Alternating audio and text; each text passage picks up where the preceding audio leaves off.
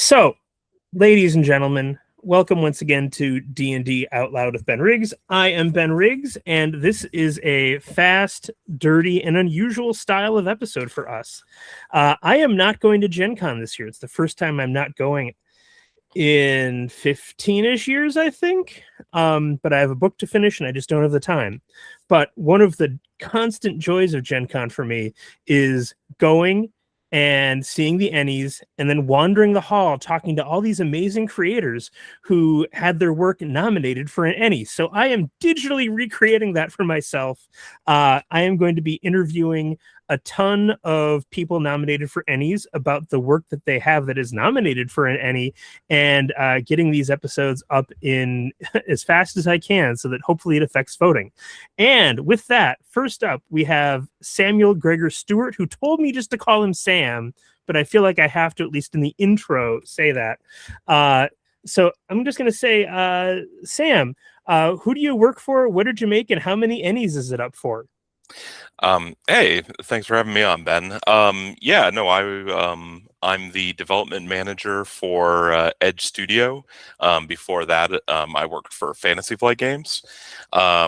We work on the Arkham Horror RPG, among other role-playing games, and I was the lead writer, in addition to the lead developer, on TERRA Antarctica, which is up for 2 ENnies. What 2 ENnies is it up for? I believe Best Production and Best Adventure. Yeah, Best Adventure long form, as I recall. But yeah, that's right. I mean, that's amazing. Like those are. I mean, there's no ENnie categories that are like slouches, but those are 2 amazing categories to be up with a single product. So tell us about TERRA Antarctica. Absolutely. So our Arkham Horror role-playing game is a Cthulhu role-playing game, but driven more in a quick two-fisted pulpy sense, and sort of parallels the Arkham Horror card game that's produced by Fantasy Flight Games. It's all set in the same sort of our version of the Lovecraft universe. Has its own, and we have our own unique system for the game. TERRA Antarctica was the first, but hopefully not the only, big box campaign that we've produced for it. We've made a beginner game for it, a starter set, if you will. But TERRA Antarctica, our goal was to not just, here's how you play the game, you play 3 sessions, you're done. This was something we wanted to take people to take like 50 hours to play through. And we decided, and one of the things I've always wanted to do when it comes to role-playing games, and Lovecraft specifically, has been play around with the Mountains of Madness. It's easily my favorite Lovecraft story, and I think one of the most interesting and creepy ones that's been done. And so when we were talking about what are we going to do for our first big adventure, I said, let me write a adventure about that's basically a sequel to At the Mountains of Madness, and that's what TERRA Antarctica became. Wow. Then I guess I shouldn't do spoilers. So I'll ask, well, what juicy goodness can you give us of TERRA Antarctica without I mean, I think it's fair to say 80% of us have read At Mountains of Madness. But if you're like, and there's Nazis down there, I'm not asking for secrets, but what can you use to entice us forward into this product? Absolutely. Well, and I can tell you some about it, because, like you said, a lot of people are familiar with the story that leads up to it. And some people may have even seen the sequels that were done by other companies and by FFG, because, of course, there's Edge of the Earth, their card game sequel to At the Mountains of Madness, and then Chaosium did their own sequel back in, let's say 97, 98. I think that's fair. I think it was the year I graduated high school, and that'd be 97. Which I did in fact read before I did this, because I wanted to make sure this wasn't going to be the same thing. We wanted it to be different. So if you're familiar with any of those products, this is something new.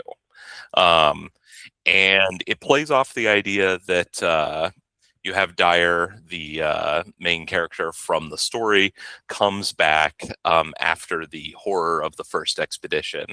And meanwhile, you have Starkweather and Moore, the next two people who want to lead their expedition down to Antarctica.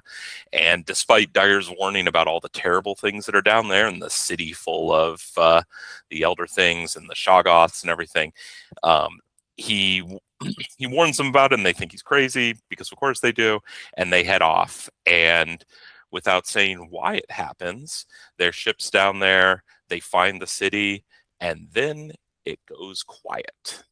No, there's one message from the captain sent back to the rest of the world that basically says, stay away. And that's it. So at that point, Dyer has been organizing his own return expedition for his own reasons, but he pivots into turning this into a rescue mission and sets sail aboard a ship. And the player characters are all characters who have decided for one reason or another to join the expedition. And so you are coming with Dyer and a cast of characters to go back down to Antarctica, back down to the Ross Ice Shelf, and see what happened to the Starkweather-Moore expedition. But I won't be spoiling too much by saying there are ulterior motives by some of the people on the ship, including Dyer, and you get caught up in that. Okay, I'm intrigued. That's something else. Yeah. So okay, you said this is a big box set, right? Yes, sir. All right, let me ask you then. So what are the cool, sexy little bits in the big box set? For sure. So we have first we've got 3 books that are the adventure books, 2 64-page books and a 48-page book, and those are the 3 parts of the adventure. One of them is getting down there. One of them is exploring the city of the Elder Things, because yes, you do see the Cyclopean city. And the third one, I won't say what happens in that one, because that is kind of the surprise. There's a ton of maps. We have 6 maps in there. Well, double-sided, so 3 maps, but they're double-sided, of various locations you go to, including the whole city, some of the ships you explore, other events that happen. We have a ton of tokens to put on those maps and also to track things. We also have a ton of NPC cards. So so you don't have to be flipping through a book. If you're the GM, you can set your NPCs out right in front of you and just run them. When you're done with them, you put them back in the box, take another card. The cards are about, I think they're 5 by 7 inches. So they're like oversized. They're these like small notebook pages, but big enough for enough room for everything. They've all got art on them. And some of the primary characters are even have the character stats on one side and the character's backstory on the other, because our intention is it's a big crew of people that are going on this expedition. So to make things also more interesting for the players and easier for the GM, the players can also take on an NPC as sort of their NPC, that they, like in fights, they'll run that NPC and sort of handle the bookkeeping, but the GM still might say like, oh, that person's going to say this sort of thing, or that person's going to do that sort of thing, which also adds to the stakes, because that's more characters that can die once you've grown attached to them. And then a bunch of item cards as well. And finally, we have pre-made characters if you don't want to make your own characters. So the game absolutely supports your own characters. You can build your own and play them. However, if you're one of those players who really likes the investigators from Arkham Horror, we've got 6 pre-generated characters that all have unique reasons for being on the expedition that you can play instead. All right, so I am a hardcore Call of Cthulhu fanatic. I'll ask. So tell me on Arkham Horror as long as we're here. You know, I've been playing Call of Cthulhu since 1993. Why should I come and learn a funny dice system? That's totally fair. So we like to think of this game not as a replacement for Call of Cthulhu, but it's a completely different experience. Call of Cthulhu, that is a great game if you really want to get into existential horror and dread, if you don't expect your characters to survive. If you really want to simulate that, like, I made the wrong choice 10 minutes ago and now I'm cowering in a corner and things are going to go terribly. And I'm not saying that is a bad thing. Like, legitimately, I've played Call of Cthulhu. Like, that is absolutely the kind of game sometimes you want to play. We didn't want to set out and make that. What we wanted to make was something that was a lot more fast paced, and was a lot more simulated the pulp effect of sort of that 1920s to 1940s two-fisted action, that you also see in the original Arkham Horror board game, and in the card game as well. Because one of my favorite experiences when I first played that back in the 90s, early 2000s, was running around and blasting at Yig with a shotgun because we had the blessing, so maybe we can take him out, that kind of thing. And so there are some elements of this too. Your characters have a better chance of surviving than they do in Call of Cthulhu, but they still have a chance of going insane, suffering horror, suffering horrible injuries, and that sort of thing, and dying, of course. And what's the system like? Yeah, so it's a dice pool system, and what it does is every character has a pool of dice, and that dice pool gets refreshed every so often. These are D6s, just standard six-sided dice. And you spend those dice to do things. So that pool of dice is your action economy. You want to climb up a wall. You're going to spend a couple of dice. You're going to roll them. Your skill levels range from 2 to 6. You're trying to equal or exceed your skills. And if you get a success, you succeed. Now the trick is that that pool only refreshes so often. So in a narrative scene, it gives everyone a chance to do something. So you might go off and interrogate somebody or look up a book in the library.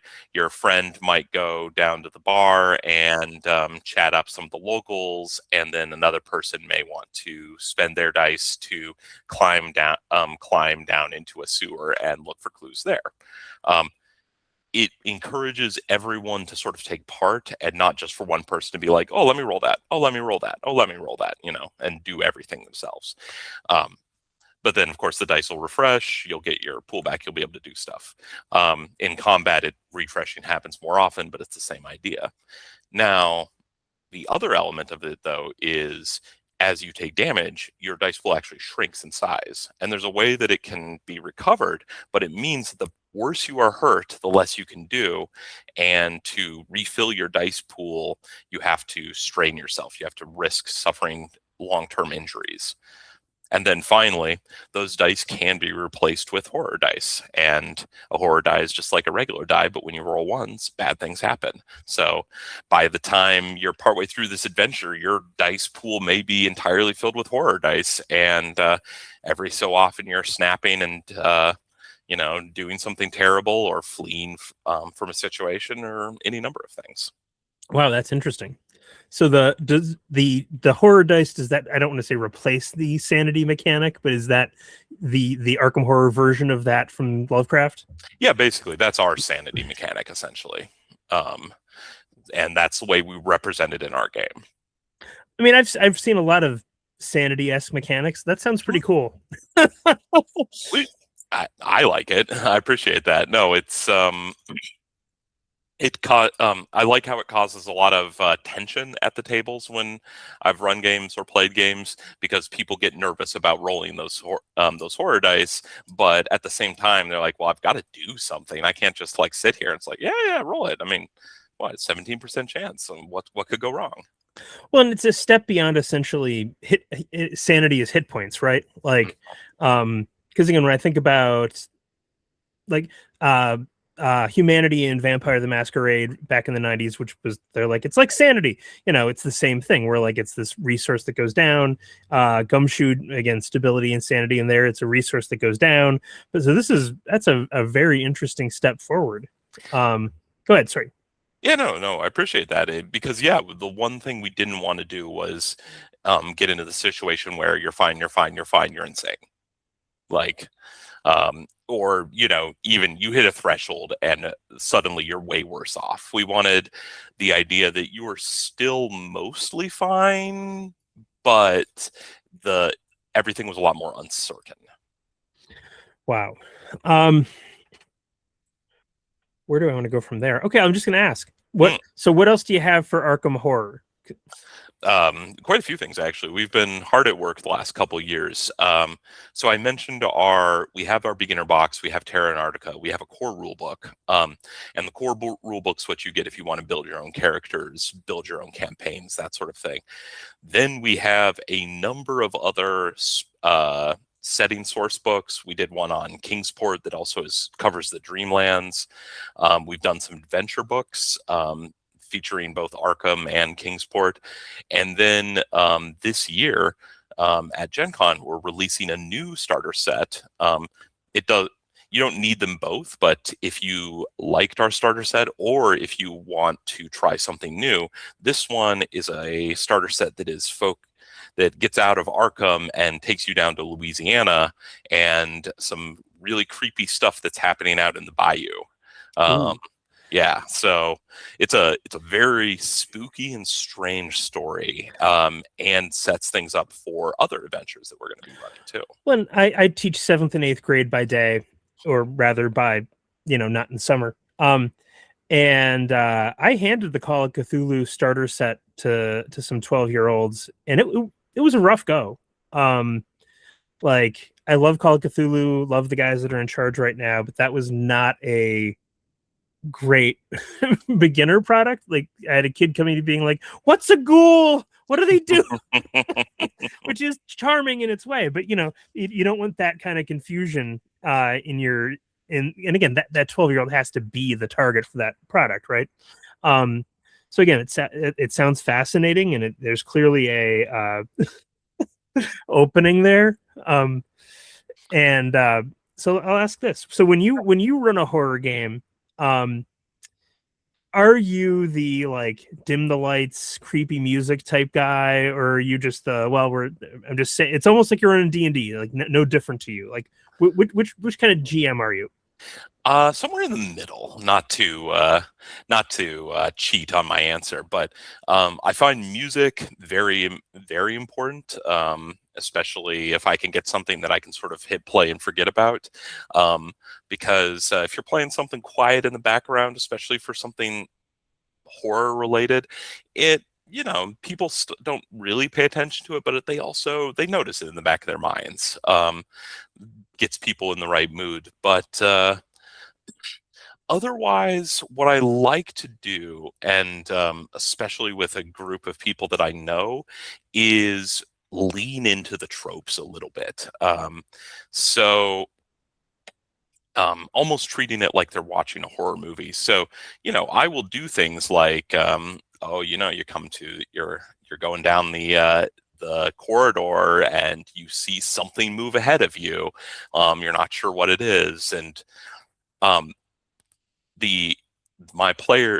want my players to be like, yeah, okay, if I was in real life, I'd be like, I'm out of this house, but for them to be like, their characters to be like, yes, oh, we should go investigate this. And I like to and talk it up. I like to use description and verbalize stuff. Jump scares, not really something I've ever been able to pull off, though. I can't do a like a slam my hand down in surprise or anything like that. So I just try to really lean into the description, and then trust that if my players want to do a horror game, they are going to be playing along with it to an extent. So song suggestions for your Arkham Horror playlist? Yeah, no, a friend of mine built a mood board for a game that I use. That's a whole bunch of soundtracks. It's from like I think there's some like Hollow Knight and Silk Song stuff plucked from it. There's like um, the soundtrack from that movie Witch. What was the other? There's some other ones like Simple Things. I think it was a ton of like he found a ton of creepy video game soundtracks that he put in as well, and then plucked out anything that got too loud and exciting. Have you ever heard of a small band called the Scarring Party? No, actually, I haven't. What's their deal? I don't know that they ever reached truly beyond the confines of Milwaukee, but and I'm in Milwaukee. About 15, 20 years ago, it was a local music dude who got really into the kind of that 1920s like type of thing. And he built his own microphone and then put together a kind of like 1920s jazz hall band sings about the end of the world. That sounds awesome. Yeah, they're on Spotify. I would tell you to. I'll put a link in the show notes here. Scarring Party, and I would listen to their first album, not their last album, but because by the last album they were like, we're gonna get a little poppy, but for a Call of Cthulhu game, if I'm not in the like creepy mode, I find Scarring Party to be really good because it's like a 21st century, what a 21st century listener would want from that music of the 1920s, as opposed to the actual 1920s where it might be tinny, bad recordings, racist. Just to pick your spot. Let me write down Scarring Party in my notes. And I just wrote that down too. I will have to check that out. That sounds awesome. Yeah, I mean, I was really into it 15 years ago and it never went anywhere. So maybe this helps. Look at and see if I have inspiring questions sitting here. What other work have you done in the industry? Oh, yeah. So I've worked before I worked for Edge, I worked for Fantasy Flight, like I mentioned, and I've worked for them since 2008. And almost all of it has been in role-playing games. So back in the day, I worked for the Warhammer 40,000 role-playing game. I did a game called Rogue Trader, worked on a game called Dark Heresy. This is all the first edition stuff. Death Watch and Black Crusade. Black Crusade was actually the first one I designed from the ground up. Well, not ground up. We were still using the same mechanics, but it was for the setting, for the design for that setting, I should say, not ground up. Then after that, I was the lead developer, partnering up with Jay Little as the lead. He was the lead designer for the Star Wars role-playing game, Edge of the Empire, and then Age of Rebellion, Force and Destiny. Well, Force and Destiny. Age of Rebellion was Andrew Fisher lead developing that one. And other than that, Genesis was one. We took the narrative dice system and made it into a generic setting, and I've done a lot of projects with that. And other than that, I've worked somewhat on Legend of the Five Rings, the 5th edition, but that never has been my huge wheelhouse. At that point, I was the head of the role-playing department at FFG, so there were other people who were better qualified than me working specifically on those projects. Yeah, arguably, Legend of the Five Rings is my favorite role-playing game, and I'll be honest, I have not picked up one of the new books. I'm like I felt like I think it was was it 5th edition? Was that the last AEG edition or 4th? I think it was 4th edition. Yep. Yeah, I was very fond of 4th edition and ran a couple epic campaigns there, and it's hard to. I don't know if the narrative dice worked for me on that one. Again, I hate to not that we're here to have me carp about a game I barely know of that you were involved in. Sorry. You're not. I'm not offended at all. For one thing, I think with any games, but especially role-playing games, you play what you like. I mean, I've been playing with a friend of mine's been running a Wifrip 2nd edition So Warhammer Fantasy Role Playing Second Edition game for the past like 7 years that we've been playing in, and I mean, you want to talk about old systems, but yeah, I think that's, if you like fourth edition and you enjoyed it, that's cool. I have a strong belief that there is a type of role playing that is supremely more interesting due to constraints. And like Legend of the Five Rings, when it's at its best, is that kind of a game where you like, you might be a total tank, but you cannot solve this problem with violence. You have to figure something else out. And again, the politics of that game were just at an extra level, and it really did require a lot, probably of both the game master and the players. But I had players who were like, they were getting into it, to say the least. I lived in Japan for a year. I lived in China for a year. So like, of course I am all there. But anyway, now I've rambled off. And people love Genesis. Like every time I go on Reddit, people are like, what sci-fi system you should use for everything? Genesis. Hey, I appreciate that as well. I mean, it's definitely one of my favorite games. Having at this point designed Genesis and the Arkham Horror game, I don't know. Genesis still has a very strong spot in my heart. Last question. Favorite tabletop role-playing game product release that you love? Oh, jeez.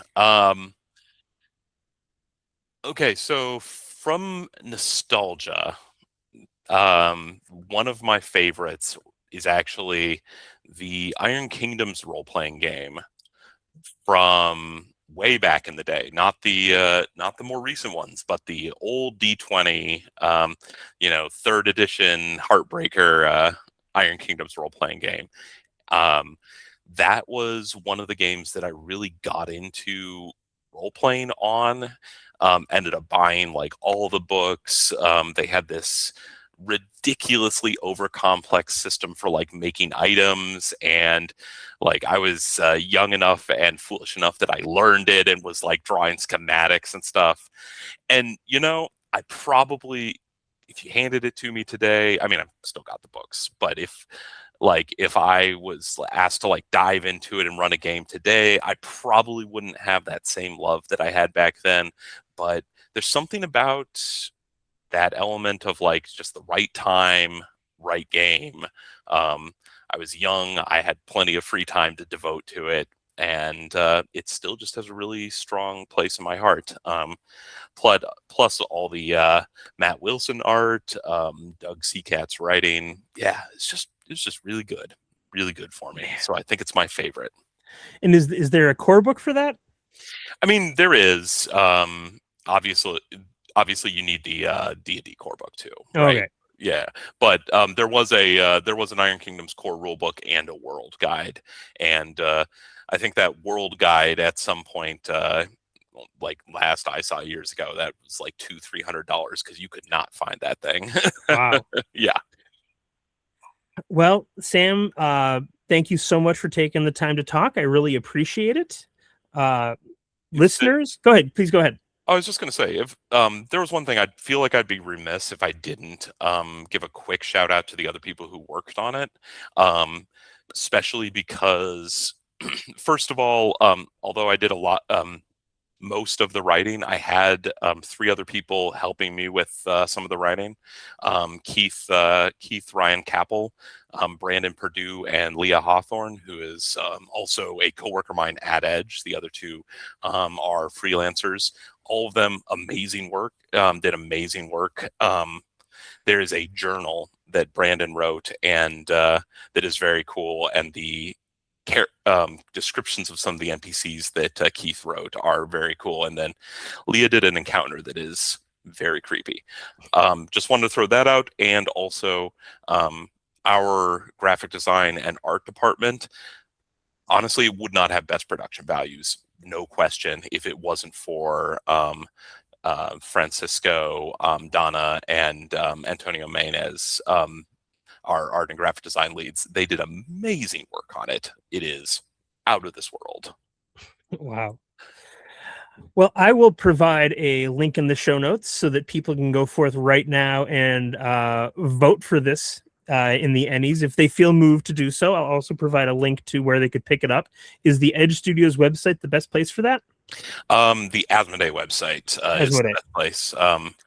So Edge is a part of Asmodee, so they are the ones who get to sell our stuff. And hopefully any local game stores that are out there, but Asmodee definitely has it. Cool. Well, thank you so much for being here. Thank you very much for having me. This is an absolute pleasure.